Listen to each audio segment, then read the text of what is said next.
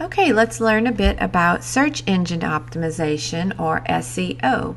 A lot of you have questions about this. This comes up so much in my business when I'm working with clients and customers because it is a term you hear all the time and you probably just can't wrap your head around it. There's so much information, there are so many things to do, and you feel overwhelmed. And I want to just let you know that it's really not as complicated as it seems. So in previous videos, we talked about setting up your Google Analytics account, which is an absolute must. And also what you're going to need to do is let Google index your site. And what that means is they're going to crawl your website and basically index all of the pages, all of the content, and that's going to help with your Google rankings. SEO is kind of comprised of a lot of different little pieces of the puzzle, but it's really easy to work with the SEO settings and Showit. So let's talk about those. Real quick, I just want to mention that I do recommend a WordPress plugin for SEO. So if you're going to have a blog attached to your website, you will definitely want to download the plugin Yoast SEO. And we're going to talk a little bit more about that when we get into the blogging. So let's just talk about the built-in SEO settings for Showit. Over here on the left-hand side, you'll see all of your pages and blog templates. And basically for every page, all of the ones listed under page, you're going to want to come and click on to each individual page and open up this SEO settings box. And they make it very, very easy for you. All you need to do is come in here and create a descriptive page title for each page, whatever your page is. You can put the name of the page, you can put your business name, you can put a few keywords, whatever it is. Don't make it extremely long. I think it does have a character limit. But you just want to keep it concise, to the point, but still descriptive, okay? Because you don't want someone to just land on every page and it says the same thing. That's not very helpful. It's not helpful for them or for SEO. So the next thing is the meta description box.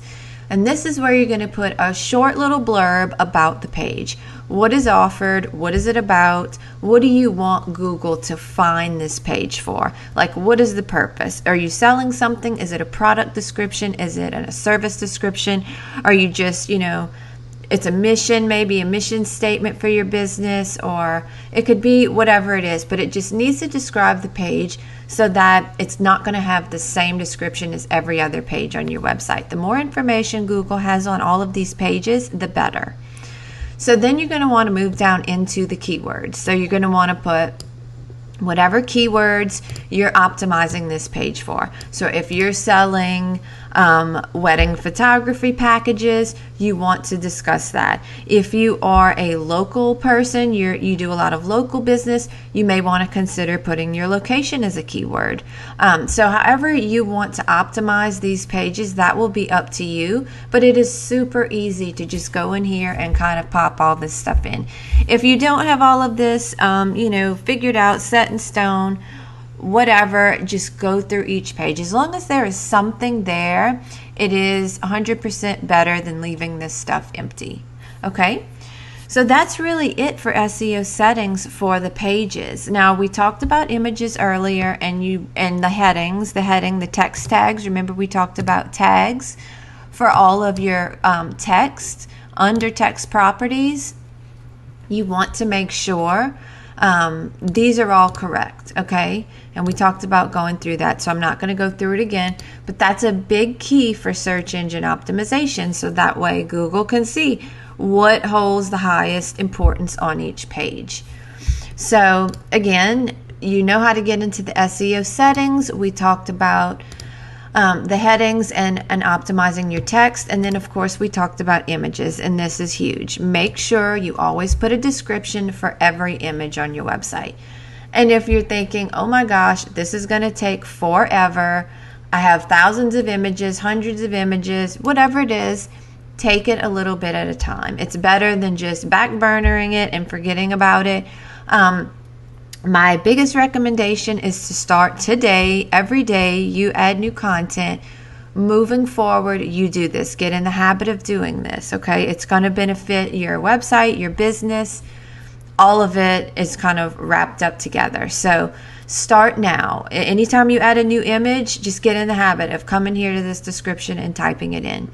And if you have just you're overwhelmed, you have a lot of images that maybe, WordPress or it's coming from your pages or some of your WordPress blog, just make sure to add these descriptions in. So if it's in a blog post, you'll want to do this in WordPress, and we'll talk about that later. But just make sure to optimize these images because it's really important. So that's kind of the rundown on SEO. It's really not as complicated as everyone thinks it is. And of course, this will go hand in hand with that Yoast SEO plugin if you're using a WordPress blog. I highly recommend it. So we'll get into that later, but I hope this helps give you like a quick understanding, a quick overview of the SEO that Showit offers. It's great. My website has done really fantastic with this SEO optimization. So just get in the habit of doing it and you can thank me later.